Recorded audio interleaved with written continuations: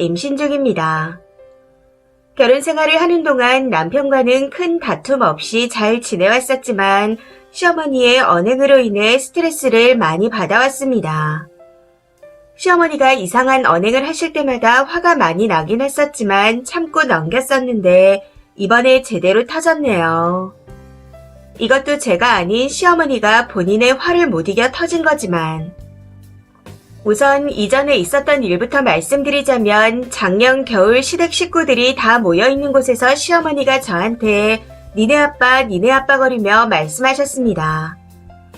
그런데 아무도 제지를 안 하더라고요. 당시에는 시댁 어르신들도 계셨기에 그 자리에서 큰 소리 낼 수 없어 참았고 집에 도착하자마자 남편에게 우리 아빠가 니네 아빠, 니네 엄마 거리면 너는 기분이 좋겠냐? 하고 따졌습니다. 그랬더니 남편이 다음날 어머님께 연락드려 호칭을 제대로 해달라고 말했나 보더라고요. 그 이야기를 들은 시어머니께서 그날 저한테 전화하셔서 미안하다. 아직 익숙치가 않아서 그랬다. 하고 사과하시기에 이해한다 하고 넘어갔습니다. 좀 웃긴 건 그날 이후로 아예 사돈에 대한 언급조차 안 하셨다는 거죠. 이건 그냥 불편해서 그런가 보다 하고 넘어갔었는데 저 일이 있은 후 1년이 다 되어가는 어제 문제가 터졌습니다. 아이 입체 초음파 사진을 찍은 날이라 시어머니께 톡으로 사진을 보내드렸는데 어머님이 초음파 사진을 보자마자 전화를 해오셨더라고요. 제가 전화를 받자마자 아이가 두상이 크다 하는 말로 이야기를 시작하는데 어이가 없었습니다. 여기서 참고로 말씀드리자면 아기 두상이 평균보다 1주 작습니다. 그런데 12주 때부터 두상이 크다며 난리를 부리더라고요. 아무튼 이때도 제가 전화를 받자마자 아기 두상 이야기부터 하시기에 기분이 좋지 않았지만 그러려니 하고 넘겼습니다. 평소에도 그런 분이시니까요. 그런데 뒤이어 두상은 아빠랑 나 닮으면 안 된다. 그래도 콧대는 높은 것 같다. 콧대는 누구 닮은 것 같냐? 니네 아빠는 콧대가 높냐? 하고 말씀하시는 겁니다. 처음에는 니네 아빠를 남편으로 잘못 들어 오빠요. 오빠는 콧대 높잖아요. 저도 높고요. 하고 말씀드렸었죠. 그랬더니 아니 니 친정 아빠 말이다. 그리고 니네 할머니가 며칠 전에 참기름 주셨다며. 니 시 외할머니가 참기름을 주셔서 가져가랬더니 니네 할머니한테 며칠 전에 받았다고 하길래 말았다. 하고 말씀하시더라고요. 그 뒤로 한참 동안 통화를 더 했지만 니네라는 단어에 꽂힌 상태로 전화를 끊게 되었고 남편이 오자마자 니네 아빠 니네 할머니 호칭은 좀 아니지 않냐. 기분이 나쁘다. 전에도 그러셔서 사과까지 하시더니 왜 또 그러시냐. 그냥 대충 넘기려고 하신 사과였던 거냐. 하고 말했습니다. 그랬더니 엄마 대신 미안하다며 남편이 저에게 사과를 했고 오늘 낮에 시어머니께 전달을 했나 보더라고요. 통화를 하며 남편이 호칭을 제대로 해달라. 장인어른은 볼 때마다 사돈어른 잘 계시냐 묻는다. 장인어른이 니네 엄마, 니네 아빠라고 하셨으면 나도 거북했을 거다. 그러니 호칭 좀 바꾸셔라.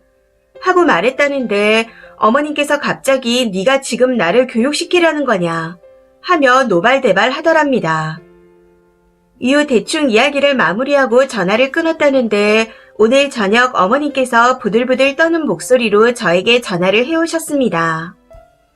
사과하기 싫은데 억지로 하는 것처럼 목소리를 엄청 깔고 말씀하시는데 무슨 일이냐 묻지도 않고 그냥 듣고만 있었습니다. 그런데 대충 안부 인사를 물으시는가 싶더니 니네 아빠 거려서 기분이 나빴냐.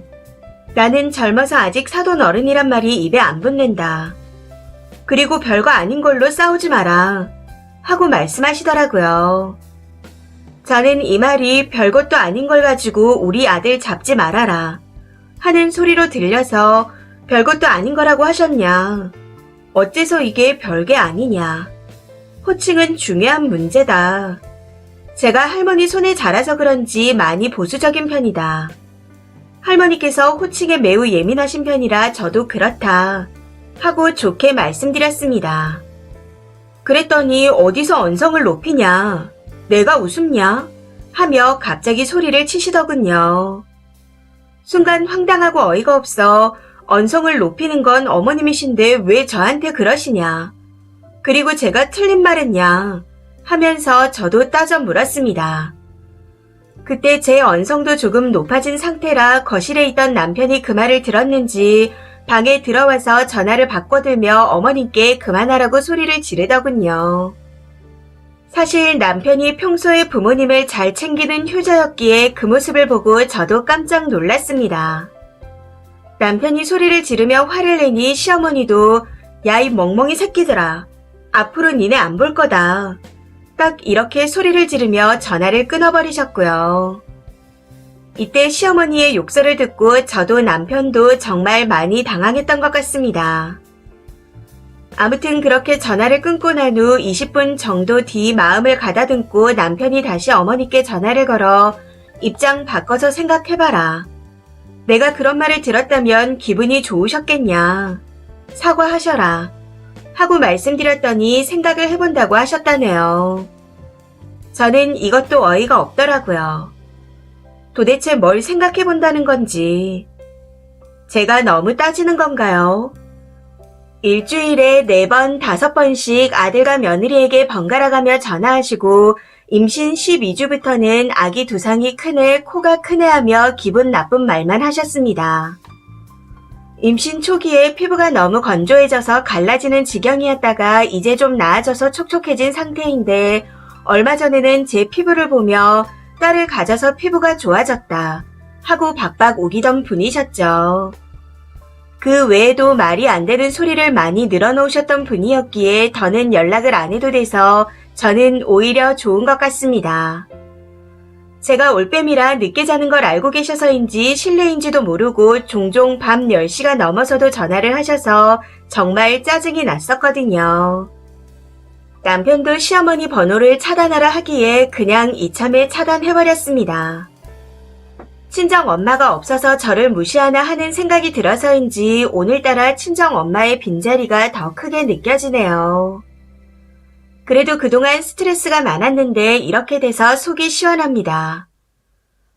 머리가 크다, 코가 크다 이런 말을 계속 하시는데 뱃속에 있는 아기도 다 들을 걸 뻔히 아시면서 왜 미운 말만 골라서 하시는지 정말 이해할 수가 없습니다. 뭐 지금은 이해하고 싶지도 않지만요. 그냥 앞으로 아기가 태어나도 안 보여줄 생각입니다. 손주가 태어나기 전부터 미운 말만 골라 하는 할머니이니 앞으로 태어날 아기는 안 보여줘도 될 것 같거든요. 댓글입니다. 첫 번째, 안 보면 땡큐죠. 안 보고 살면 시모만 손해지. 그리고 혹시라도 나중에 또 보게 되면 시모 앞에서 남편한테 니네 엄마, 느그 엄마라는 호칭을 모르쇠로 계속 쓰세요. 어머니가 니네 아빠 거려서 저도 이 호칭이 입에 붙었다고요. 두 번째, 사람 절대 안 변해요. 변한다고 생각이 들 때는 상대방의 필요로 의해서 구워 삼고 싶을 때입니다. 아기가 태어나고 저자세로 나온다고 절대 받아주지 마시고 그 핏줄인 남편도 믿지 마세요. 항상 미래를 대비해서 증거를 철저히 모아두시고요. 건강한 출산하시길. 세 번째, 100년, 1000년 남편이 쓰니 편은 아닐 겁니다. 어느 순간 마음을 풀고 엄마 보러 가자고 할 거예요. 특히 아기가 태어나면 더 그러겠죠. 쓰니가 계속 거부하면 불쌍한 우리 엄마를 시전할 겁니다. 남편이 평소 효자였다 하니 그럴 가능성이 아주 클 것 같네요. 그러니 남편도 너무 믿지 마세요. 네 번째, 그 시어머니 진짜 인성 터지네요. 저는 니네 아빠, 니네 엄마보다 멍멍이 새끼가 더 충격적인 것 같은데요. 거기다 뱃속에 있는 손주 외모를 지적한다고요? 호칭 문제부터 욕하신 것까지 제대로 사과받기 전까지는 절대 연락하지 마세요. 그나저나 그 시어머니 진짜 무식한 것 같습니다. 다섯 번째, 젊어서 아직 사돈 어른이라는 말이 입에 안 붙는다고요? 이건 젊어서가 아니고 무식해서 그런 겁니다. 하여튼 시자들은 지들이 다 위인 줄 알아요. 그냥 남편분이 하라는 대로 하세요. 잘 막아주시네요. 스트레스 받지 마시고 태교 잘하셔서 순산하세요. 6번째. 써니는 더 젊어서 어머님 아버님이 입에 안 붙었을 텐데 그간 노력해서 부르느라 고생했습니다. 이제는 그냥 서로 편하게 부르자고 하세요. 입에 안 붙어서 그동안 힘들었다고 하시면서요. 그냥 개판을 만들어야지 조용해지는 상황이 있더라고요. 7번째. 여기서 조금 더 세게 나가야 할 것 같습니다. 멍멍이 소환하며 욕한 거랑 손주 외모 지적하는 말에 대해서도 제대로 된 사과를 받으시고요. 만약 사과 없이 그냥 넘어간다면 안 보고 살아야 하는 게 맞습니다. 사과도 억지로 미안하다 말 한번 하고 넘어가는 게 아니라 다시는 그런 일이 없을 거라는 전제가 있어야 되는 거고요. 부들부들 떨면서 사과하고 그 뒤에 또 반복되는 행동을 했다면 그 사과는 제대로 된 사과가 아닙니다. 첫 번째 일이 있었을 때 대충 사과받고 넘어가셔서 이런 일이 또 생긴 거죠. 그러니 남편한테도 일러두세요. 진심으로 사과하지 않는다면 앞으로 절대 시어머니 볼 일은 없을 거라고요.